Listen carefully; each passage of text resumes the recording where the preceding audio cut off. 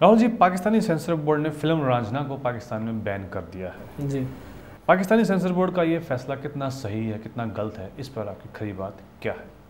देखिए, मेरा इस पे यही कहना है कि पाकिस्तान की फिल्म इंडस्ट्री लगभग बंद हो चुकी है। वहाँ साल में 1 या 2 फिल्में ही बनती हैं और जितने भी मोस्टली थिएटर थे वो बंद होके मॉल बन चुके हैं या मार्केटें बन चुकी हैं। कुछ थिएटर से उनको चलाने के लिए ये फैसला आप शायद हैरानी होगी ये जान के कि लिया किसने था कि भारतीय फिल्में वहाँ लग सकें। ये मुशर्रफ साहब का फैसला था। परवेज़ मुशर्रफ साहब ने इजाज़त दी थी कि भारतीय फिल्में लग जाएंगी। वैसे मुशर्रफ साहब को देखिए, उन्होंने बात को दुश्मनी समझते हैं कारगिल वगैरह का, लेकिन ये फैसला फिल्म इंडस्ट्री के लिए जो उन्होंने एक वरदान साबित हुआ था। लेकिन इससे पहले भी क्या है पाकिस्तान में हर फिल्म जो इंडिया की है, टीवी सीरियल है, वो डायरेक्ट नहीं तो इनडायरेक्टली जाता था सीडी के तौर पे, नेट पे, किसी पायरेटेड सीडी वगैरह सब सारी फिल्में वहाँ देखी जाती हैं। और पाकिस्तानी जनता इंडियन फिल्म इंडस्ट्री की दीवानी है, ये सब सरकार को भी पता है और लोग तो मानते ही हैं। तो इसीलिए मुशर्रफ साहब ने ये खोला था कि चलो कम से कम जो थोड़े थिएटर बचे हैं वो तो चल जाएंगे, उन्हें तो कम से कम फिल्में चाहिए चलाने के लिए। जब पाकिस्तानी नहीं बनती तो हिंदुस्तानी ही सही, क्योंकि लोग देखते भी थे और कल्चर भी सेम है, इसमें कोई दो राय नहीं। तो अब ये रांझना पे क्यों पाबंदी लगी, इसके पीछे इसका कथानक मूल कारण हो सकता है। क्योंकि इसमें लड़की मुसलमान है और लड़का एक हिंदू है रांझना फिल्म में, तो उनकी प्रेम कहानी को दिखाया गया है।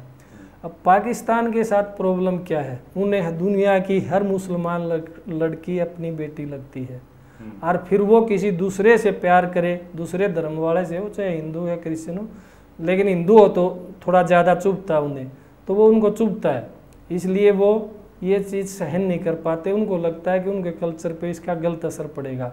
वो हमेशा कुछ चीज़ें हैं वहाँ पाकिस्तान में जो इंडिया को खाएं भीगे, लेकिन इंडिया से दूरी ज़रूर बनाए रखेंगे। वो अपने कल्चरल आइडेंटिटी को बनाने के लिए ये उनके लिए एक मजबूरी बना हुआ है।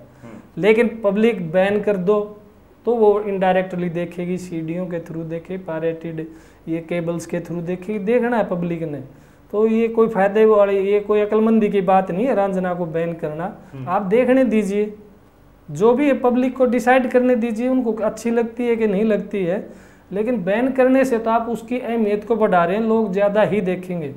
ये ठीक है कि फिल्म जिसकी फिल्म है उसको उसका रेवेन्यू नहीं मिलेगा, लेकिन आप लोगों को देखने के से नहीं रोक सकते।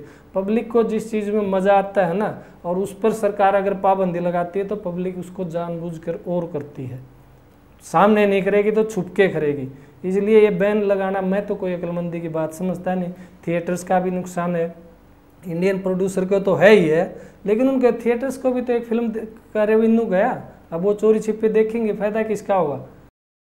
ब्लैक मार्केटर्स को होगा जो नीचे से पायरेटेड सीडी बेचते हैं। तो सरकार को भी वो टैक्स नहीं मिला, सरकार ने अपना ही नुकसान किया, महज सिर्फ इसलिए कि वो एक हिंदू है, एक मुसलमान है। तो आप कह रहे हैं कि बैन लगाने का मेन कारण ये है कि इस फिल्म के स्क्रीन प्ले से उन्हें लगता है कि वो उनके धर्म पे, जात पे या मजहब पे जो है अटैक है। नहीं, उनको अपनी आइडेंटिटी खोने से डर लगता है कि कहीं से ये लोगों में आने ना लग जाए, कि प्यार बढ़ने ना लग जाए। वो इस चीज़ से बचना चाहते हैं कि हिंदुस्तान से रिलेशंस बनाने में दूरी रहे। दूरी रहने में उन्हें अपना वजूद नज़र आता है। अगर वो मिल गए तो जैसे ईस्ट जर्मनी और वेस्ट जर्मनी एक हो गए, उनको खतरा ये सता रहा है कि सब कुछ कॉमन चीज़ें हैं, खान पान हमारा कॉमन है, भाषा भी मिलती है, कल्चर भी मिलता है, गाने बजाने भी मिलते हैं। तो उनको ये डर रहता है कहीं के लोग एक ना हो जाए और पाकिस्तान का जो बनाने का मतलब था, मकसद था, वही ख़त्म हो जाए। इसलिए वो ऐसी चीज़ों से बचते हैं जो उन दोनों को करीब ले आए। और फिल्में वो दिखा देंगे, लेकिन जहाँ पे हीरो हीरोइन दोनों, एक हिंदू एक मुसलमान होगा, एक था टाइगर में भी यही बात थी, वो उसको नहीं चलने देंगे। ये उनकी अपनी मजबूरी है। जी।